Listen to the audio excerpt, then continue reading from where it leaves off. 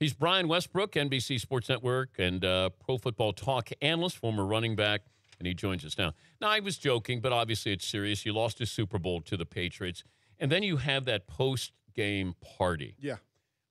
What is that like?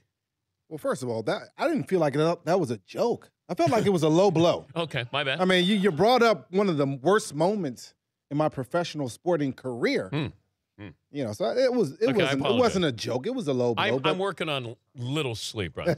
Let's start again. Brian Westbrook joins us now. You, of course, were in a Super Bowl. And, yeah. You know, that was a heartbreaking moment for you, and I feel bad for you. What was the losing party like? You know, it's a tough situation because, of course, you're upset about the game, but you're celebrating your accomplishment of getting to a Super Bowl. I mean, it's a long season. Being able to get to that point, it's a lot of doggone work, but you're celebrating that. And, of course, you didn't come out on the winning side of the game, and you want to win, of course.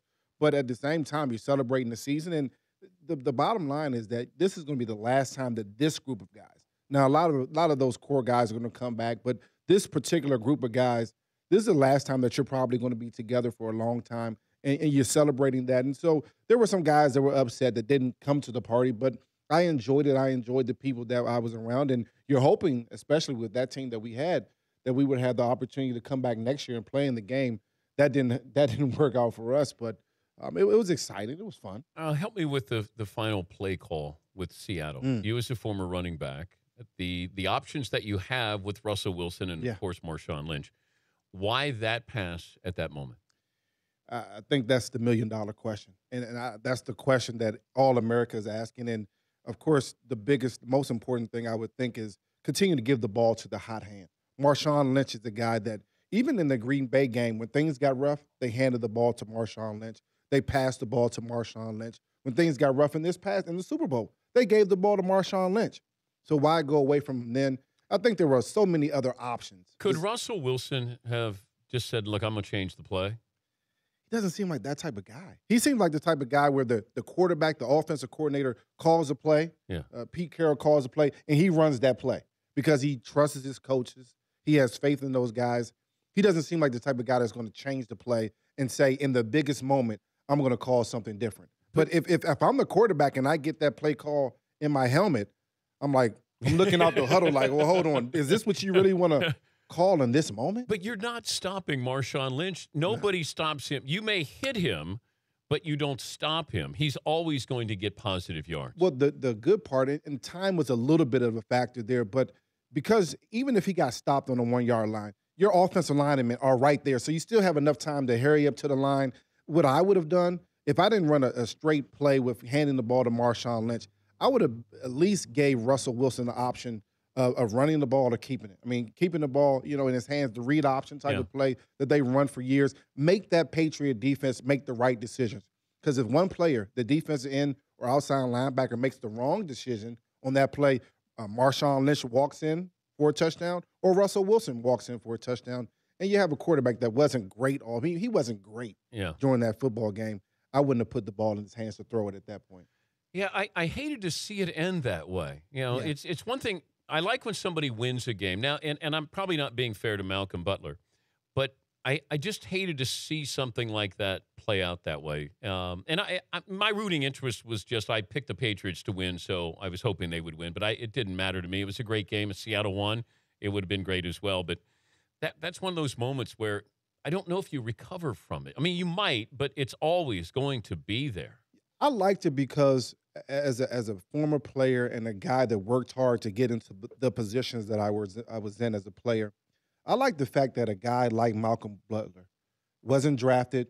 He just worked hard, didn't make the team, wasn't this big-time guy. He's not Darrelle Revis. He's not Browner. He's a guy that studied film.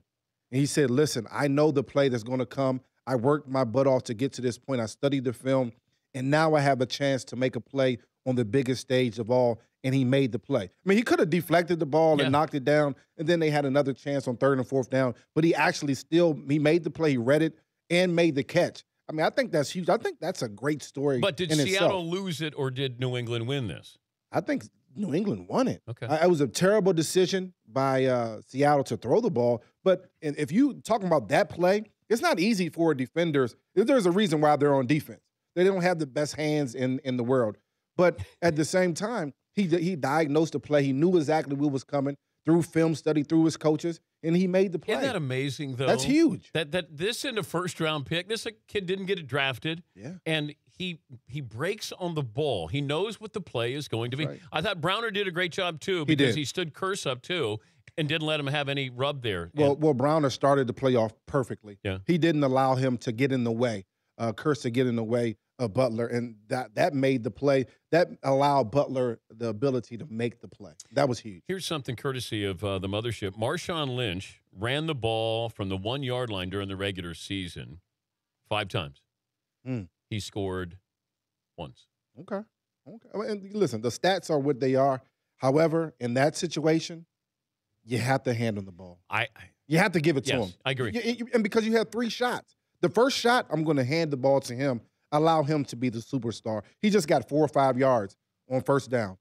But Brian, if I'm throwing the ball, I'm not throwing it over the middle. No, I'm throwing a fade. Yes, absolutely. Because then, worst case scenario, it goes out of bounds or incomplete, stops the clock. Yeah. Over the middle, all it takes is somebody to get a hand up and deflect it. So many bad things could have happened over the middle of the field.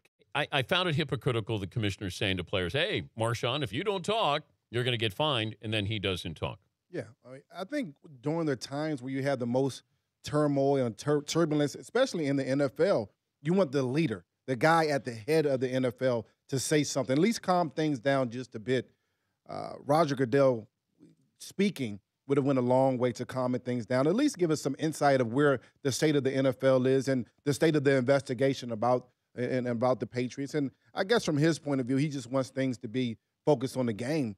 But the game is about more than just this game. Yeah, but he became part of the focus because he didn't talk about this.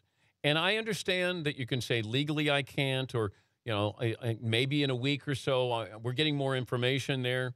But I just think that when times are good, he's there, but when times are bad, he wasn't. And it sort of resonated with me. Now, I don't know how it does with the players, because the players may say, look, we don't trust the commissioner anyway because he doesn't really work for us. Well, yeah, for the players, it's us against them. And it's us players against the bigger thing, which is the commissioner and the NFL, the office, things like that. And we're trying to get all the money, and they're trying to take it away. So the players have that feeling. But, I think, why wouldn't he talk? I mean, what would be the wrong with him saying something? People wanted to know. People wanted to hear him talk. He had a great opportunity on the biggest stage. I think he missed it. Do you think, does any of these gates, where it's Spygate or Deflategate, does that taint any part of the legacy for Belichick or Brady? I have a lot of respect for both of those guys, Belichick and Brady. And, you never really can quantify how much it helped them in any of the games. If you watch enough tape, truthfully, you have a lot of the tendencies of a team already without watching a practice or anything like that. I know Coach Belichick does his homework, so I know he watches enough game tape, to understand what a team's going to do before they do it, and that's just part of it. So it's just hard to say how much either Spygate or Deflategate actually helped them. I just wish that they would do it the right way. I wish that, I think they stand for a lot, making it to 6 Super Bowls, winning 4. That's great in the sport. But do you think Brady is clueless? Like, is there any part of you that says, you know what, maybe he didn't know what was going on? I think he knew. I think he understood what was going on. I think when he felt the ball, he knew exactly what was going on. I also think that a part of him probably expressed to the trainer, whoever feels the balls up, the equipment guys, and says, listen, this is the way I like the balls. The less is better than more. And so they may have took it upon themselves. So I know Tom Brady, he understood what was going on. And, it kind of takes away a little bit, but at the same time, they are excellent on the football field. They don't make a lot of mistakes, even though Tom threw 2 interceptions yesterday. But the way they adjust to plays, that they adjust within the games, and then they capitalize on other people's mistakes, it's a thing of beauty. What if Seattle had won? I think Seattle, over the course of the season, and from man to man, they have a better team. However, the Patriots have played much better. I think they outcoached Pete Carroll and that football team. And they have the best quarterback in the history of the game. And when you have a guy like Tom Brady, you always have a chance. But you look at, they would have gone back-to-back. Mm-hmm. Russell Wilson going into this new contract. You got the defensive backs are under contract. Yep.